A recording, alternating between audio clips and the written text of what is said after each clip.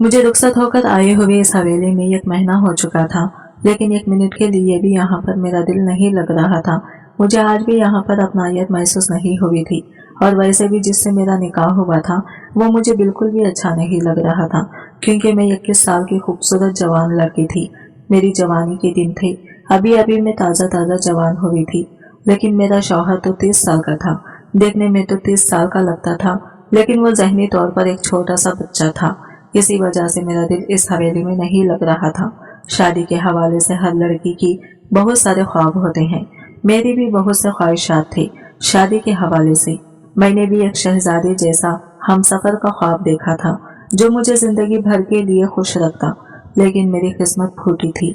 जो मेरी किस्मत में ये कैसा मर्द लिखा गया था, जो कि जिस्मानी तौर पर तो जवान था, लेकिन ज़हनी तौर पर तो वो ये कैसा बच्चा था जो छोटी छोटी बातों पर खुश हो जाता था, और वो बच्चों की तरह ही हर वक्त खेल कूद में ही रहता था। खेल कूद के अलावा और इसकी जिंदगी में और कुछ नहीं था। मैं ऐसी बदनसीबी को कोसती रहती थी और अल्लाह से गिला करती रहती कि पहले भी जिंदगी में कौन सा सुकून था, जो कि अब अल्लाह ने मेरी किस्मत में ये कैसा मर्द लिख दिया है जिसे मुझे सुख ही ना मिले। मैं अब इस बारे में सोच सोचकर परेशान होती रहती थी, क्योंकि शादी से पहले तो मुझे बिल्कुल भी पता नहीं था, लेकिन जब शादी की रात ही मुझे इस हकीकत का सामना करना पड़ा तो मेरे पैरों तले से जमीन ही निकल गई थी, और मैं जिंदा रहकर भी जिंदा लाश बन चुकी थी, और मैं जबरदस्ती इसी लाश को घसीट कर चल रही थी। अब आधी रात गुजर चुकी थी और नींद मेरी आंखों से कौन सौ दूर थी।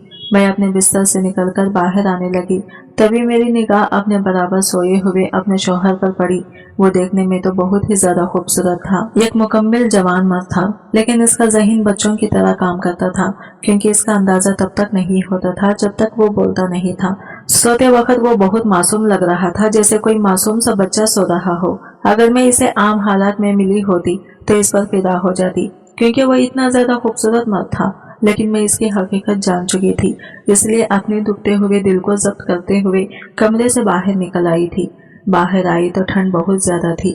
मैंने अच्छी तरह से शाल ओढ़कर अपने इर्द गिर्द लपेटा हुआ था और बाहर लॉन में निकल आई थी। इस वक्त मेरे जिस्म में आग भड़क रही थी कि मुझे लॉन में आकर वॉक करते हुए बहुत सुकून महसूस हो रहा था, और मैं टहलते टहलते अपनी जिंदगी के बारे में सोच रही थी। लेकिन मैं नहीं जानती थी कि बाहर आकर अपने लिए मुसीबत खड़ी कर दी है। मैं नहीं जानती थी कि इस वक्त मैं किसी के नजरों के हिसार में हूँ, क्योंकि मैं इसी उलझनों में गिरफ्तार हो चुकी थी और खुद पर ही तरस खाई जा रही थी।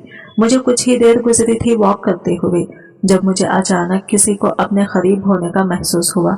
नजर उठाकर देखा तो वो एक मुलाजिम था। इसका नाम बख्श अली था, जो हवेली के बाहर के कामों के लिए मुकर्रर किया गया था। इस वक्त इसे अपने बहुत करीबी पाकर मेरे दिल ने शदीद नागवारी से महसूस की थी और कहा, बख्श अली, तुम यहाँ पर क्या कर रहे हो? बख्श अली भी एक जवान मर्द था। इसकी उम्र तकरीबन 40 साल की होगी। शादी हो चुकी थी और इसकी बीवी बच्चे गांव में रहते थे। इस वक्त मेरे सामने इसे देखकर मुझे शदीद गुस्सा आया था। जब मैंने इसे पूछा तो कहने लगा, बीबी, आपको इस तरह से आधी रात को देखा तो परेशानी से हालत में यहाँ पर चला आया। क्या आपको किसी चीज की जरूरत है? बख्श अली ने यह कहते हुए मेरी तरफ देखा तो मैंने नाम में सर हिला दिया और कहा, नहीं, मुझे किसी चीज की कोई जरूरत नहीं है। तुम जाओ यहाँ से, मैं कुछ देर अकेले रहना चाहती हूँ। मैंने बड़ी संजीदगी से बख्श अली को मुखातिब करते हुए कहा, जबकि वो फिर भी वहां से नहीं हिला और मेरी तरफ बतूर देखता रहा। मुझे अपने आप में शदीद नागवारी और उलझन महसूस हो रही थी। बख्श अली का इस तरह देखना मुझे अच्छा नहीं लग रहा था। तभी अपनी नागवारी को दबाते हुए मैंने अंदर की तरफ कदम बढ़ा दिए, लेकिन मैं नहीं जानती थी कि बख्श अली के दिल में शैतान आ चुका है और इस वक्त वो शैतान के ज़ेरे असर मेरे पीछे पीछे आ रहा था। मैंने तेज तेज कदम उठाने शुरू कर दिए, हालांकि मैं इसे डर चुकी थी और अपने पीछे आने से मना कर चुकी थी, लेकिन वो पास नहीं आया। जैसे ही मैं हवेली के अंदरूनी हिस्से की तरफ मुड़ने लगी, इसने एकदम जोर से मेरा बाजू थामा और अपने दूसरे हाथ से मेरे मुंह को दबाया था ताकि मेरी कोई आवाज ना निकल सके। मैं दबी दबी आवाजों के साथ चिल्लाने लगी थी, लेकिन मेरी चीख बुलंद नहीं हो सकी थी। बख्श अली का मजबूत हाथ मेरे मुंह पर जमा हुआ था और मैं एक नाजुक सी धान पान सी लड़की थी, जबकि वो एक भरपूर जवान हट्टा कट्टा था। बख्श अली मुझे घसीटते हुए एक तरफ को ले जा रहा था, जबकि मैं अपने आप को छुड़वाने की कोशिश कर रही थी, लेकिन छुड़वा नहीं पा रही थी। मेरा हाथ लगने से ये गलडान नीचे गिर गया था और रात के सन्नाटे में इसकी आवाज दूर तक फैलती चली गई थी। बकश अली थोड़ा भगला तो गया था, लेकिन वो जानता था कि इस वक्त हवेली में कोई भी नहीं है सिवाय मेरे शौहर के, जिसे ये तक पता नहीं था कि मैं इसकी बीवी हूँ, और वैसे भी इस वक्त वो कमरे में आराम कर रहा था। इसे तो मालूम ही नहीं था कि मैं बाहर टहलने के लिए निकली हूँ। मुझे इस वक्त अपनी इज्जत खतरे में दिखाई दे रही थी। बकश अली के दिल में शैतान आ चुका था और इसने हर मुमकिन तौर पर अपने शैतान को खुश करना था। इसी वजह से मुझे खींचता हुआ अपने क्वार्टर की तरफ ले जा रहा था।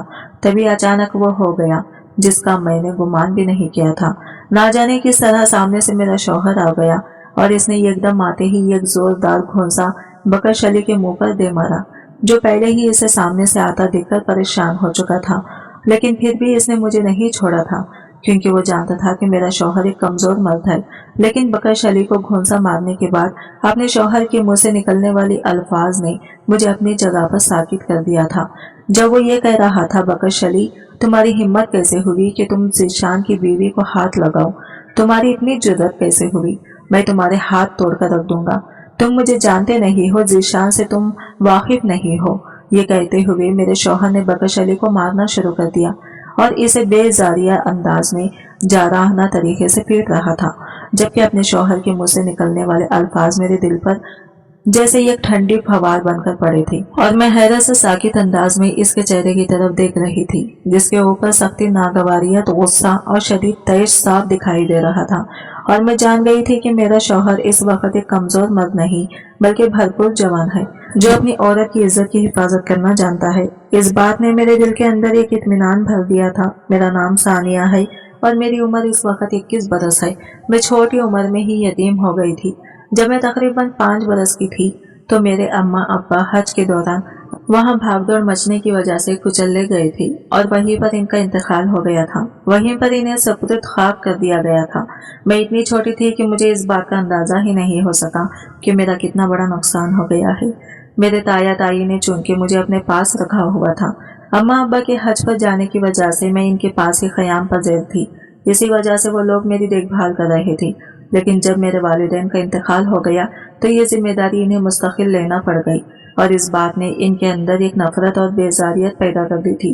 क्योंकि ताई कुछ दिनों के लिए तो मेरी जिम्मेदारी उठा सकती थी, लेकिन मुस्तकिल वो ये जिम्मेदारी लेने को तैयार नहीं थी। मेरे ननियाल में तो कोई था नहीं, सिर्फ एक खाला ही थी। वो बैरून मुल्क रहती थी। इसके अपने 100 तरह के मसाइल थे और वो मुझे अपने साथ ले जा नहीं सकती थी। इसी वजह से मजबूरन ताया और ताई को ही मेरी जिम्मेदारी उठाना पड़ी थी। ताया के अपने भी बच्चे थे, 2 बेटे और 1 बेटी थी। वो तीनों मुझसे बड़े थे और जब मैं मुस्तकबिल यहाँ पर रहने लगी तो इन्हें इस बात का अंदाजा हो चुका था कि अब ये हमेशा यहाँ पर रहेगी और इसके माँ बाप अब इस दुनिया में नहीं। तो उन्होंने मुझ पर हुक्म चलाना शुरू कर दिया। अपने छोटे छोटे कामों के लिए वो मुझे बुलाते और मुझसे काम करवाते, और अगर जरा सी मुझसे गलती हो जाती तो वो मुझे मारते पीटते, यहाँ तक कि मेरे बाल तक नोच डालते थे। मैं रोती हुई ताई के पास जाती तो ताई बेजारियत से कहती, अरे तुम्हारे बड़े बहन भाई हैं, अगर कुछ कह भी दिया है तो बर्दाश्त कर लिया करो। लेकिन ना जाने कि तुम रोते हुए नहुसत फैलाकर मेरे पास आ जाती हो। तुम्हारे माँ बाप खुद तो मर गए, लेकिन ये अजाब मेरे लिए छोड़ गए। ताई के लहजे में इतनी नफरत और बेजारियत होती थी कि मैं इनकी शक्ल देखते रह जाती थी। मुझे यकीन नहीं आ रहा था कि ताई मुझसे इतनी नफरत करती हैं। ये वही ताई थी जो माँ अब्बा की जिंदगी में मुझ पर निछावर होने को तैयार रहती थी, और अब आज हालात बदल गए थे। ताया का भी वही रवैया होता था। मैं जब इनके पास किसी ज़रूरत के लिए जाती तो वो बेजारिया से मुझे यही कहती कि अभी मेरे पास पैसे नहीं हैं, मेरा हाथ तंग है, कुछ दिन सब्र कर लो। और मैं चुपचाप इनकी शक्ल देखते रह जाती।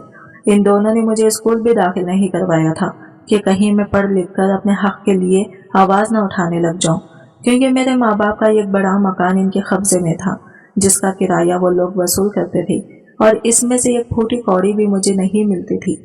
मुझे अपने हक के लिए आवाज उठाने का पता ही नहीं था। ताया ताई के रवैये और इनके बच्चों के मारपीट ने मुझे इतना ज्यादा डरपोक बना दिया था कि मैं हर वक्त सहमे रहती थी और चुपचाप अपने कामों में लगी रहती थी। छोटी उम्र में ही ताई ने मुझे कामों से लगा दिया था।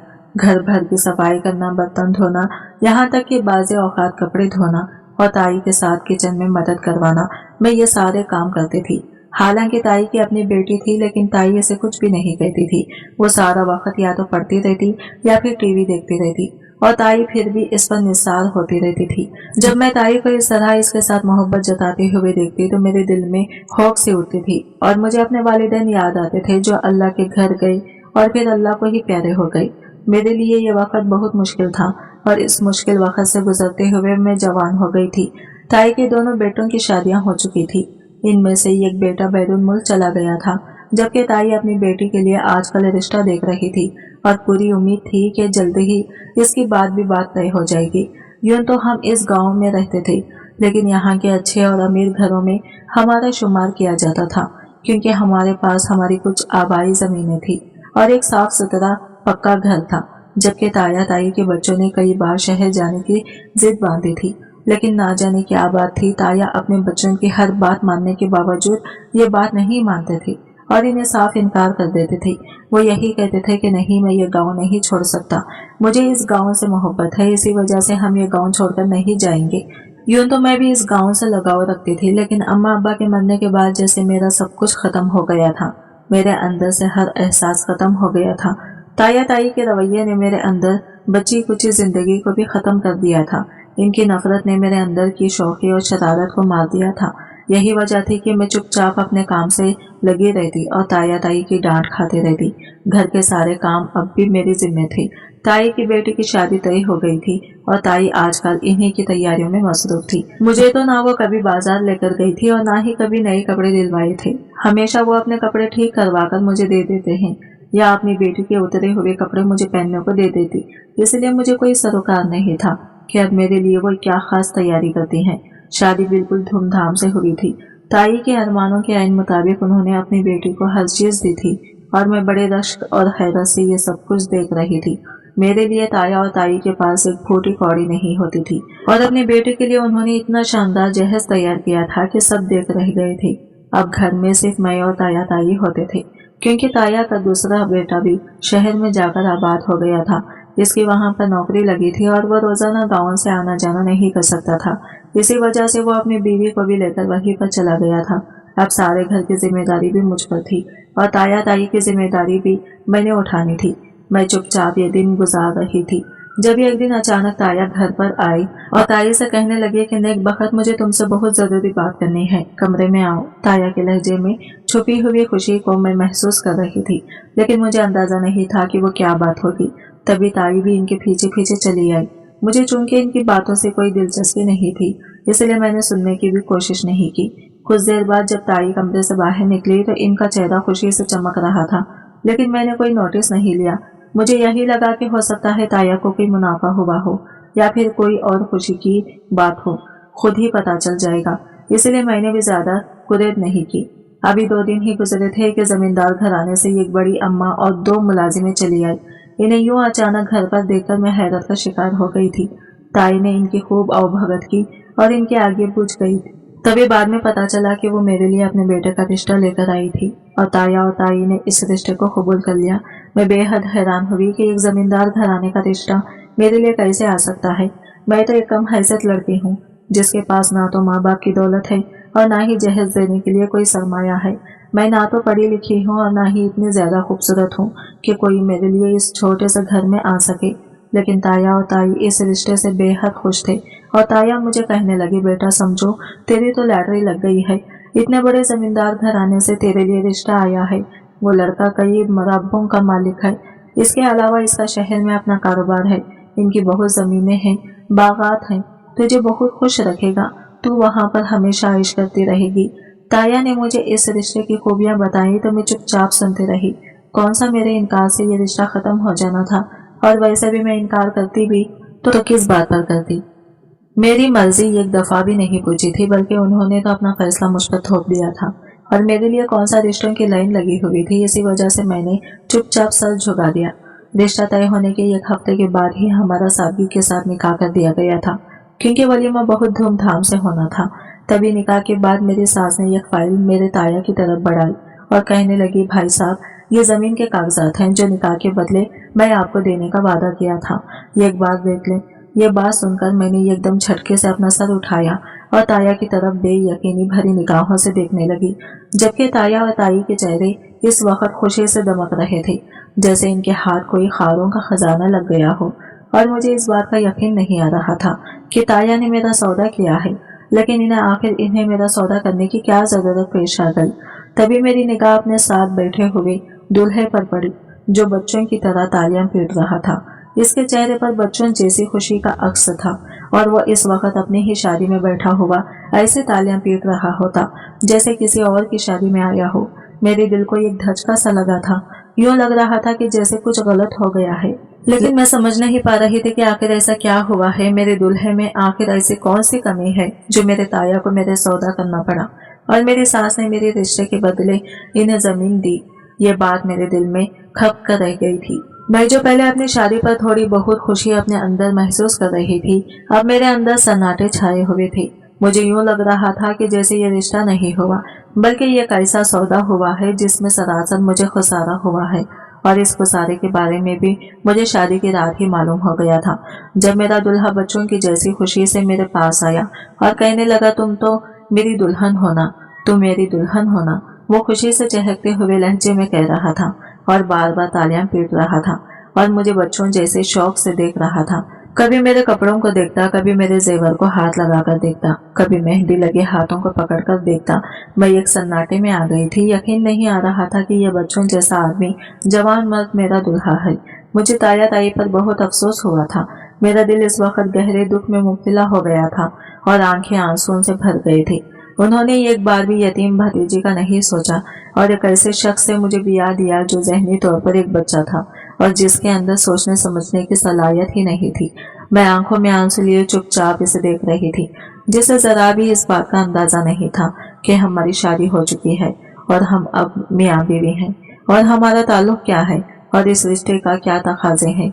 शादी की रात से लेकर आज के दिन तक मैं इसी तरह ही एक एक पल मर रही थी और हर पल जब मुझे ये ख्याल आता कि ताया ने ये रिश्ता सिर्फ एक जमीन के लालच में तय किया था, अपनी अच्छी भली ज़हनी सेहतमंद भतीजी को उन्होंने एक ऐसे शख्स के पल्ले बांध दिया जिसका ज़हन कई बरस पीछे था।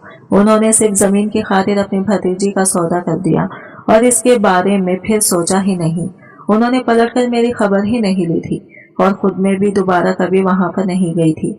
इस हवेली में मुझे ब्याह कर आए हुए 1 महीना हो चुका था और आजकल मेरी सास शहर में किसी काम की वजह से गई हुई थी। इन्हें वहां पर कुछ दिन लग जाने थे, जबकि मेरे शौहर के दोनों भाई भी इनके साथ ही थे। मैंने ज्यादा कुरेद नहीं की क्योंकि मैं इनसे कभी ज्यादा बातचीत करते ही नहीं थी। मेरे अपने दुख अपने गम मुझे कुछ कहने का मौका ही नहीं देते थे। आजकल चूंकि हवेली में कोई भी नहीं था, बस मेरे और मेरे शौहर के अलावा चंद मुलाजिम ही थे जो हवेली की देखभाल पर मामूर थे। इसी वजह से हवेली में सन्नाटे गूंज रहे थे और मैं आजकल काफी सुकून महसूस कर रही थी। रात के इस पहर जब मेरा दिल घबराया तो मैं बेइख्तियार कमरे से बाहर निकल आई। ना जाने मुझे बैठे बैठे क्या हो जाता था। इस वक्त भी दिल घबराने के बाद जब मैं लॉन में वॉक कर रही थी तो मुझे बिल्कुल अंदाजा नहीं था कि बकशली की नीयत इस तरह खराब हो जाएगी। मैं सोच भी नहीं सकती थी कि वो हवेली की एक औरत के ऊपर इस तरह नजर रखेगा और फिर इसकी इज्जत पर हमला करने की कोशिश करेगा। लेकिन जब बकशली ने मुझे घसीटकर अपने क्वार्टर की तरफ ले जाना चाहा तो फिर मेरा शौहर मेरा मुहाफिज बनकर सामने आया और इसने जिस तरह बकशली को मारा और इससे कहा, तुम्हारी हिम्मत कैसे हुई मेरी बीवी के साथ इस तरह की हरकत करने की? क्या तुम जानते नहीं कि वो ज़ीशान की बीवी है, इसकी इज्जत है और तुमने मेरी ही इज्जत पर हाथ डाल दिया। मेरा शौहर मुसलसल इसे मार पीट रहा था और मैं इस वक्त हैरत से बुत बने इसे देख रही थी, जो बिल्कुल एक मुकम्मल मर्द की तरह लग रहा था, जैसा एक मर्द को अपनी औरत के लिए होना चाहिए। मेरा शौहर ने मार मारकर बकशली का हाल बिगाड़ दिया था और बकशली को तो इस बात की तौखा ही नहीं कर रहा था कि इसका इरादा यूं खाक में मिल जाएगा। वो बार बार मेरे शौहर से माफी मांग रहा था। साईं, मुझे माफ कर दो। साईं, मेरा इरादा गलत नहीं था। साईं, मैं ऐसा नहीं करना चाहता था। साईं, मैं शैतान के बहकावे में आ गया था। बकशली मुसलसल यही अल्फाज कह रहा था और मेरे कानों तक तो बकशली की आवाज ही नहीं पहुंच रही थी। मैं तो अपने शौहर की आवाज सुन रही थी, जो एक भरपूर और जवान मर्द की आवाज थी, जिसकी आवाज में रोब दबदबा और गूंज थी। और तब मुझे अंदाजा हो गया था कि ज़ीशान से बढ़कर मेरा कोई भी मुहाफिज नहीं है। ज़ीशान ने इसे मार मार कर आधा मवा कर दिया था और तभी गार्ड्स को हुक्म दिया कि इसे इसके कमरे में बंद कर दो, इसका हिसाब सुबह होगा।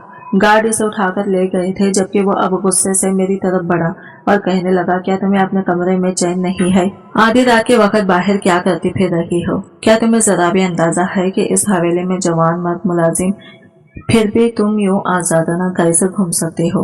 जीशान का बदला हुआ लहजा और अंदाज मुझे हैरत में मुब्तला किए हुए था, और इसकी डांट भी मुझे इस वक्त इसका प्यार महसूस हो रही थी। तभी मैं बेसाख्ता इसके गले लगकर शिद्दत से रोने लगी थी। ऐसा लग रहा था जैसे कई दिनों का बंध टूट गया हो और आंसुओं का रास्ता मिल गया हो। जीशान ने ये एकदम मुझे अपने साथ लगे देखा तो जैसा इसका गुस्सा भी ठंडा हो गया। इसने मेरे गिर्द अपने बाजुओं का हिसार किया और आहिस्ता आहिस्ता मुझे थपकने लगा, और इसी तरह अपने साथ लगाए हुए वो मुझे कमरे तक ले आया। जीशान को शायद अपने अचानक रद्दे अमल ने हैरान और परेशान कर दिया था। तभी कुछ देर रो लेने के बाद मैंने इसे कहा, आप अगर जहनी तौर पर बिल्कुल ठीक हैं तो फिर आपने ये नाटक क्यों किया? आपने क्यों मेरे सामने एक बच्चा होने का ढोंग रचाया? मैंने जीशान से जब ये पूछा तो वो एक गहरा सांस भर गया और कहने लगा, तुम नहीं समझोगी, यहाँ पर मुझे एक ढोंग कई सालों से रचाना पड़ रहा है और इसके पीछे बहुत सारी वजूहात हैं। जीशान ने जब ये कहा तो मैं हैरानी से इसकी तरफ देखने लगी। आखिर ऐसी क्या बात थी जो वो मुझसे छुपा रहा था और जिसकी वजह से जीशान को अपनी शनाख्त छुपाकर एक ढोंग रचाना पड़ रहा था? तभी कुछ देर के बाद जीशान ने कहना शुरू किया, दरअसल सानिया, बात यह है कि मैं जहनी तौर पर बिल्कुल ठीक हूँ और एक भरपूर जवान मर्द हूँ। मैं ये ढोंग किसी वजह से रचा रहा था, लेकिन आज तुम्हारे साथ पेश आने वाले वाक़ये ने मेरे इस खौल को चटका दिया और मुझे बेनकाब कर दिया। जीशान ने कहा तो मैं इसकी तरफ मुतवज्जा हुई और पूछा, आखिर आप ऐसा क्यों कर रहे थे? आप एक भरपूर जवान मर्द थे और जहनी तौर पर भी बिल्कुल ठीक हैं, तो फिर ऐसी क्या नौबत पेश आ गई कि आपको ये ढोंग रचाना पड़ा? मैंने बेसब्री से जीशान से पूछा तो वह गहरा सांस भरकर कहने लगा, दरअसल बात यह है कि मेरे वालिद साहब ने 2 शादियां की थी। पहली मेरी वालिदा से की थी और इनमें से सिर्फ मैं ही हूँ। मेरा और कोई बहन भाई नहीं है। जबकि मैं जब 10 एज में आया तो मेरे वालिद साहब की दूसरी शादी भी जाहिर हो गई और इसमें से इनके 2 बेटे थे, वो इन्हें हवेली में ले आए थे। तब तक मेरी वालिदा का इंतकाल हो चुका था। इसी वजह से मेरे वालिद को खुला रास्ता मिल गया था। हवेली में आने के बाद मैं यूं तो इनसे नाखुश था, लेकिन मैं कुछ कह नहीं सकता था और ना ही कोई एहतजाज कर सकता था। मेरी वालिद साहब ने इन्हें हवेली में वही दर्जा दिया था जो हवेली के औरतों को दिया जाता है। कुछ अरसा तो इसी तरह गुजर गया था, लेकिन एक दिन जब अचानक मैंने अपनी सौतेली माँ और इनके दोनों बेटों की बातें सुनी तो वो सुनकर मेरे कदमों तले से जमीन निकल गई थी। वो मेरे कत्ल का मंसूबा बना रहे थे और इसे एक एक्सीडेंट का रंग देकर वो मेरी जान लेना चाहते थे ताकि हवेली और इसके अलावा सारे कारोबार और जमीनों पर कब्जा किया जा सके। क्योंकि हवेली का असल वारिस तो मैं था, मैंने इत्तेफाकन ये गुफ्तगू सुन ली थी और इस दिन के बाद से मुझे इनसे शदीद खौफ महसूस होने लगा था और मैं इसी सोच और विचार में था कि किसी तरह से इस खतरे को टालूं। तभी अचानक एक दिन शहर से आते हुए मेरी कार को शदीद हादसा पेश आया। मौजूदाना तौर पर मैं इसमें बच गया था। मैं जानता था कि ये किसने करवाया है, लेकिन मेरे पास कोई सबूत नहीं था। मेरे वालिद इसके बाद बहुत परेशान रहने लगे थे, लेकिन इस हादसे का मुझे ये फायदा जरूर हुआ कि मैंने अपनी याददाश्त चले जाने का नाटक किया और इस चीज का नाटक किया कि मेरे दिमाग पर चोट लगी, जिसकी वजह से मेरा जहन कई साल पीछे चला गया है और मैं अब एक बेजरूरत से बच्चे के अलावा और कुछ भी नहीं। इस सिलसिले में मुझे डॉक्टर को पैसे खिलाने पड़े थे और वो मैंने इसे खिला दिए। डॉक्टर ने ही मेरी रिपोर्ट तैयार करके दे दी थी। जब मेरी ये रिपोर्ट सामने आई तो मेरी सौतेली माँ और दोनों भाइयों की इस बात से कोई मतलब नहीं था, क्योंकि इनका तो रास्ता साफ हो गया था। वो यही समझ रहे थे कि अब इन्हें मुझसे कोई खतरा नहीं है। इसी वजह से उन्होंने दोबारा मेरी जान लेने की कोशिश नहीं की और आहिस्ता आहिस्ता जमीनी अमूर और कारोबार और जायदाद में दिलचस्पी लेने लगे थे।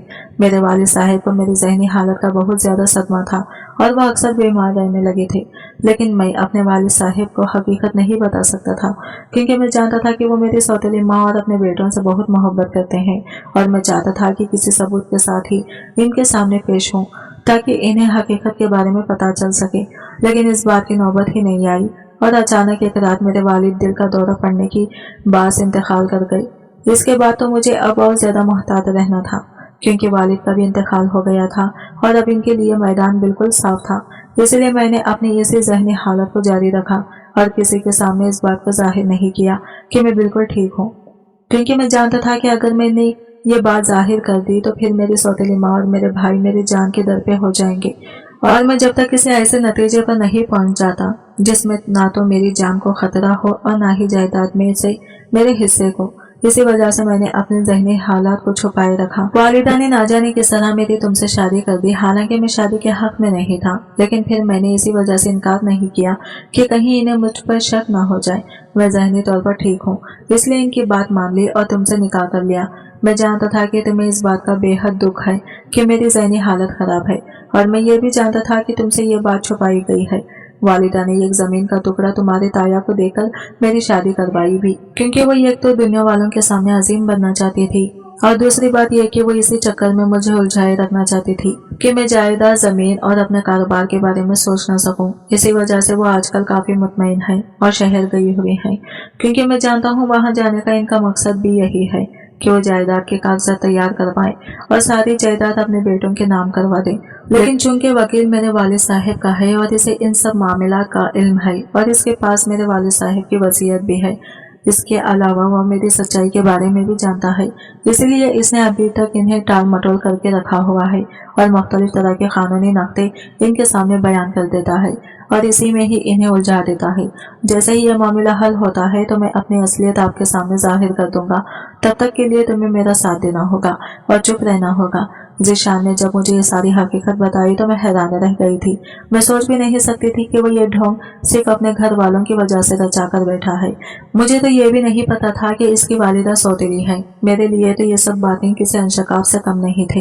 यही वजह थी कि मैं शिद्दत हैरत ज़दा थी, लेकिन एक बात की खुशी थी कि मेरा शौहर बिल्कुल ठीक था और अब मुझे इसकी मोहब्बत और साथ हासिल था। इसे बाखूबी अपनी इज्जत का एहसास था। वो रात मेरी जिंदगी की हसीन तरीन रात बन गई थी, क्योंकि ज़ीशान ने अपनी मोहब्बत मुझ पर निछावर कर दी थी और अपनी बेपनाह मोहब्बत का यकीन दिलाते हुए उन्होंने मुझसे वादा किया था कि वो कभी मुझे नहीं छोड़ेंगे, और मेरे लिए ये बात काफ़ी थी। इस रात की सुबह बहुत चमकीली और रोशन थी और मैं बेतहाशा खुश थी। यही वजह थी कि जब ज़ीशान की अम्मा हवेली वापस आई तो उन्होंने मेरे बदले हुए तौर तरीके को बाखूबी महसूस कर लिया था। मेरे चेहरे पर छाया हुआ इत्मीनान और आंखों की खुशी इनकी जहां दीदा नजरों से छुपी नहीं रह सकी थी। तभी वो कहने लगी, अरे बहू, तुम तो बहुत खुश दिखाई दे रही हो। क्या बात है? क्या मेरे पीछे कोई कानून का खजाना हाथ लग गया है? मेरी सास ने जब मुझसे कहा तो मैं एकदम सटपटा सी गई और इन्हें कहा, नहीं अम्मा, दरअसल यूं ही आज नहाकर कपड़े तब्दील किए थे, शायद इसी वजह से आपको फ्रेश लग रही हो। मैंने जानबूझकर बात बदली, लेकिन अम्मा की ज़ैरिक निगाहें मेरे पूरे वजूद पर दौड़ रही थी और यूं लग रहा था कि जैसे वो मेरे अंदर तक झांक लेना चाहती हो। मैं इस दिन के बाद से काफी मोहतात हो गई थी। मैं अपने सास को भी मौका नहीं देना चाहती थी, क्योंकि ज़ीशान ने खास तौर पर मुझे यह समझाया था कि किसी भी तरह से इनके सामने ये जाहिर नहीं करना कि मैं बिल्कुल ठीक हूँ। कुछ दिन इसी कश्मकश में गुजर गए थे। ज़ीशान आजकल काफी मसरूफ थे और वो चोरी छुपे वकील से राबिते में थे और जल्द ही इस सिलसिले में हमें खुशखबरी मिलने वाली थी। इसके अलावा ज़ीशान ने मुझे कहा था कि मैंने तुम्हारे लिए ये कॉल सरप्राइज रखा हुआ है और जब तुम्हें इस सरप्राइज का पता चलेगा तो तुम बहुत हैरान होगी, लेकिन हमारी खुशगवार जिंदगी के लिए बहुत जरूरी है। और मुझे पूरा यकीन था कि ज़ीशान की मोहब्बत की तरह मेरे लिए वह सरप्राइज भी मेरी जिंदगी बदल देगा। यही वजह थी कि कुछ दिनों के बाद वकील के कागजात हवेली पहुंच चुके थे और ज़ीशान के वालिद की वसीयत के मुताबिक जायदाद का आधा हिस्सा ज़ीशान के नाम था और बाकी आधा ज़ीशान के दोनों भाइयों के नाम था। इस बात ने हवेली में ये कहरम मचा दिया था। ज़ीशान की वालिदा किस तौर पर भी ये वसीयत मानने को तैयार नहीं थी, लेकिन वकील की तैयारी भी मुकम्मल थी और इसने मुकम्मल सबूतों के साथ ये वसीयत पेश की थी। इसी वजह से ज़ीशान की वालिदा कुछ कर नहीं पाई। हालांकि उन्होंने वकील को बहुत जलील किया और फिर इसे ये भारी रकम देने का लालच भी दिया, लेकिन वकील नहीं माना और इन्हें यही कहा कि ये वसीयत है और हम इसे किसी भी तौर पर बदल नहीं सकते, ना ही कानूनी तौर पर चेंज हो सकती है। इसी वजह से आपको जो मिल रहा है आप इसी पर एतफाक करें और इस बात पर खुश हों कि उन्होंने आपके बेटों का हिस्सा रखा है। इन्हें बिल्कुल जायदाद से आँख नहीं कर दिया। यहाँ पर आकर ज़ीशान की वालिदा भी चुप कर गई और जितना मिला इसके ऊपर सब्र कर लिया, जबकि अब ज़ीशान बेतहाशा खुश था क्योंकि इसे अपनी जान का कोई खतरा नहीं था। कानूनी तौर पर जायदाद इसके नाम मुंतकिल हो चुकी थी और घर में जब ये पता चला कि ज़ीशान बिल्कुल ठीक है, इसने ये ढोंग सिर्फ अपने हिस्से के लिए रचाया था, तो हर कोई हैरान और परेशान था। किसी को भी इस बात का यकीन नहीं आ रहा था कि ज़ीशान ज़हनी तौर पर बिल्कुल ठीक है। तभी मेरी सास भी सटपटा सी गई थी, क्योंकि ज़ीशान ने इनके सामने इनकी पोल खोल दी थी और कहा था कि सिर्फ और सिर्फ आपके प्लान की वजह से मैंने ये इरादा किया था। अगर आप मुझे जान से मारने का मंसूबा ना बनाती तो शायद मैं कभी ऐसा ना करता, लेकिन आप चुनके जायदाद की कानूनी तौर पर तकसीम हो चुकी है तो मैं यहाँ से जा रहा हूँ। यह हवेली फिलवक्त आपके रहने के लिए काफी है, बात के बाद में देखी जाएगी। मैं अपनी बीवी को लेकर इंग्लैंड शिफ्ट हो रहा हूँ और जब मैं वापस आऊंगा तब तक आप अपने रहने का बंदोबस्त कर लीजिएगा। ज़ीशान ने दो टोक अंदाज में जब अपनी सौतेली माँ से ये कहा तो इनकी आंखें फटी की फटी रह गई और इंग्लैंड शिफ्ट होने का सुनकर मैं भी हैरान रह गई थी, क्योंकि ज़ीशान ने मुझसे भी ऐसी कोई बात नहीं की थी। और अब जब उन्होंने मुझे कहा तो मैं जान गई कि यही वो सरप्राइज है जो वो मुझे देना चाहते थे। आज हमारी एयरपोर्ट के लिए रवानगी थी और मैं ज़ीशान के संग घर से निकलते हुए बेहद खुश और मुतमईन थी, क्योंकि मैं जान गई थी कि अब हमारी जिंदगी की राह में कोई भी रुकावट नहीं आएगी, बल्कि खुशियां हमारा मुकद्दर होंगी। गाँव से निकलते वक्त रास्ते में जब ताया ताई का घर आया तो मैंने ज़ीशान को 1 मिनट रुकने के लिए कहा, क्योंकि मैं एक बार इन्हें ये बताना चाहती थी कि उन्होंने तो मेरा बुरा ही किया था, लेकिन अल्लाह ने मेरा बुरा नहीं होने दिया और मुझे ज़ीशान की सूरत में एक ऐसा इनाम दिया जो सारी जिंदगी के लिए मेरी मोहब्बत और मुहाफिज बनकर रह गया। ताया ताई के सामने जब मैं गई तो वो मुझे देखकर हैरान रह गए थे। इतनी बड़ी गाड़ी और एक शानदार मर्द मेरा नसीब था, और जब इन्हें यह पता चला कि मैं यहाँ से शिफ्ट होकर इंग्लैंड जा रही हूँ तो इनकी आंखें खुली की खुली रह गई थी। शायद इन्हें इस बात की तौखा नहीं थी कि मेरा नसीब इतना अच्छा होगा और मुझे दाई में मोहब्बत का साथ नसीब होगा। ताया ताई की हालत देखकर मुझे अफसोस हुआ था, क्योंकि वो इस वक्त बुरे हालों में थे और लग ही नहीं रहा था कि ये वही ताया ताई है।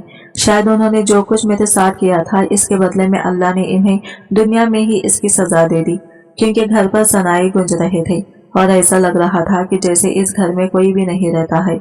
मुझे अफसोस तो हुआ था, क्योंकि मैंने अपना सारा बचपन इस घर में गुजारा था, लेकिन अब एक नई जिंदगी मेरी मुंतजर थी जिसमें मेरे लिए खुशियां और मोहब्बत थी, और मैं खुशी खुशी इस जिंदगी की तरफ कदम बढ़ा चुकी थी।